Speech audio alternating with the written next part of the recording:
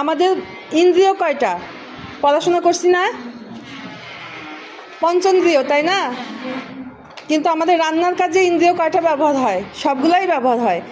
অনুভূতিটাও ব্যবহার হয়, টেস্ট ব্যবহার হয়, কানের শব্দটা শুনি, ঠিক আছে, স্মেলটা নিচ্ছি, আমাদের পঞ্চেন্দ্রিয়ই কিন্তু এখানে কাজে লাগতেছে। অতএব কোনো ইন্দ্রিয়ই ছোট না।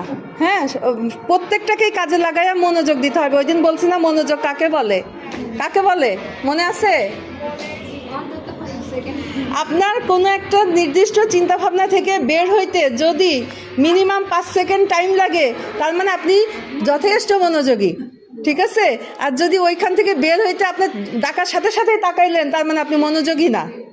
বুঝতে পারছেন? ওই জন্য যেটাই কুক করবেন, যেটাই বেক করবেন, যেটাই করবেন মনোযোগ দিয়ে করবেন। আর কাজ করার আগে সম্পূর্ণ এই যে এইখানে যেরকম এই যে আজকে দেখেন গোছানো না জিনিসগুলো, খুব সুন্দরভাবে আপনাদের মেজারমেন্ট কাপ থেকে শুরু করে যাবতীয় জিনিস আমরা গুছায় নিব। গুছায় নিলে কি হয় জানেন? উপকরণ মিস্টেক হয় না। হ্যাঁ, হঠাৎ আপনার চোখের সামনে নাই, আপনার এটা দেখা যাবে মনেও নাই, তাড়াহুড়ায় মনে নাই। হ্যাঁ, অনেক সময় ভুল হয়ে যেতে পারে, যেহেতু আপনারা সবাই উদ্যোক্তা হওয়ার চেষ্টায় আসছেন, তাই না?